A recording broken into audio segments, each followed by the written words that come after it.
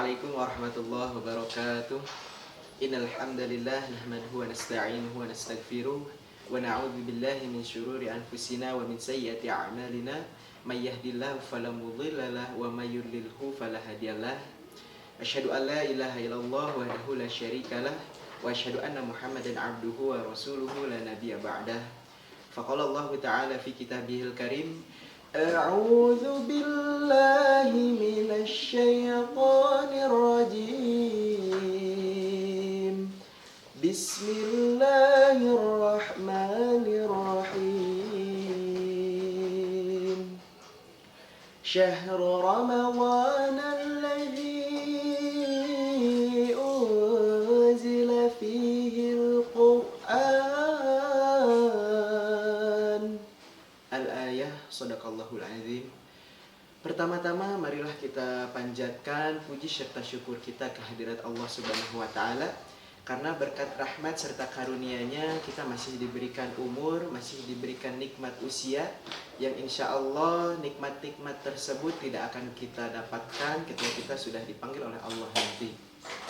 Salawat beserta salam tak lupa kita curah limpahkan kepada Nabi terpilih, Rasul terpunjul, jaksa yang paling bijaksana, yakni Habibana wa Nabiyana Muhammad Sallallahu Alaihi Wasallam, kepada para keluarganya, sahabatnya, tabi'in dan tabi'atnya, dan mudah-mudahan bisa sampai kepada kita selaku umatnya di akhir zaman. Amin ya Allah ya Rabbal Alamin. Teman-teman yang insya Allah dirahmati oleh Allah, di dalam bulan suci Ramadan ini banyak keutamaan-keutamaan. Mengapa banyak keutamaan-keutamaannya? Dikarenakan bulan suci Ramadan ini adalah bulan yang mulia. Perlu kita ketahui bahwa kemuliaan ini tidak datang secara tiba-tiba, yang artinya ada sangkut pautnya dengan sesuatu. Perlu kita ketahui bahwa setiap yang berhubungan dengan Al-Quran Allah takdirkan jadi mulia.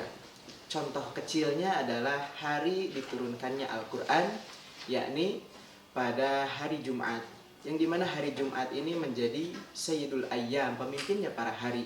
Bahkan dalam hari Jumat itu sendiri terdapat keutamaan-keutamaannya atau sunnah-sunnah yang bisa kita laksanakan, yaitu kita bisa membaca surah Al-Kahfi, memperbanyak sholawat dan juga memperbanyak sedekah pada hari itu.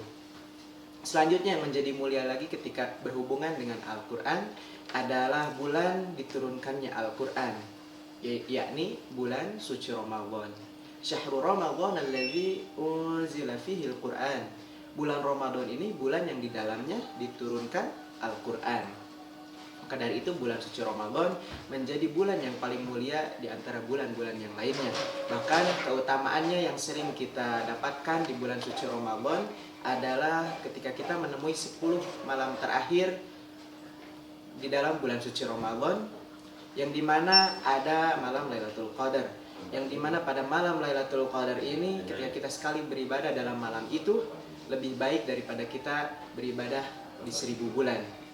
Selanjutnya yang menjadi mulia lagi ketika berhubungan dengan Al-Quran adalah siapa yang menurunkan Al-Quran, yakni malaikat Jibril alaihissalam.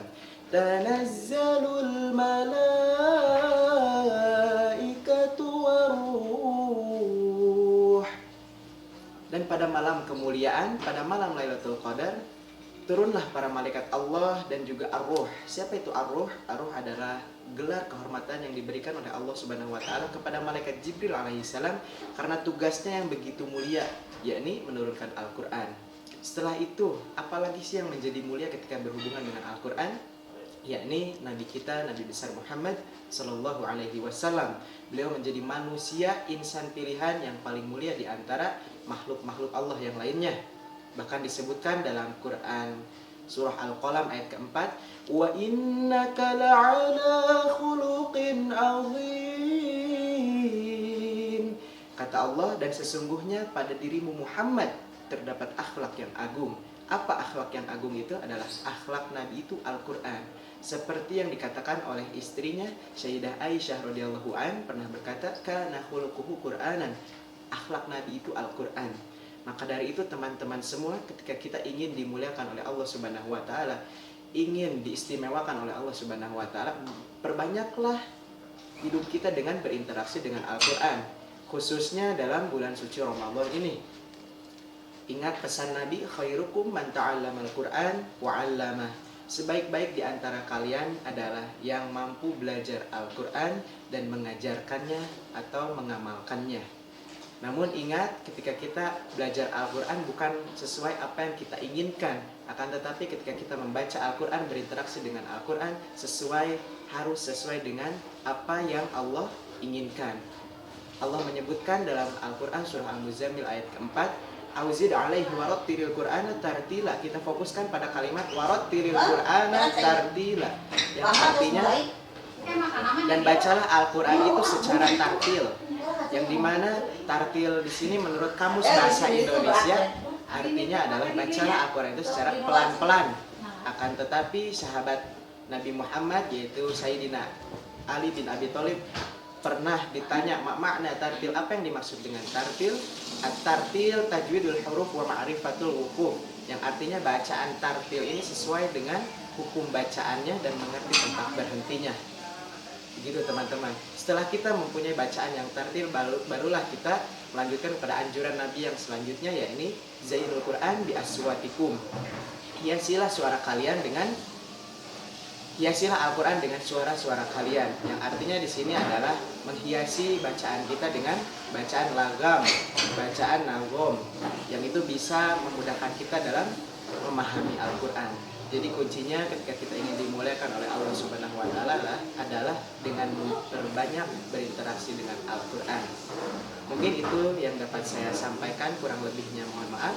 Subhanakallahumma wa bihamdik asyhadu an la ilaha illa anta astaghfiruka wa atubu ilaik.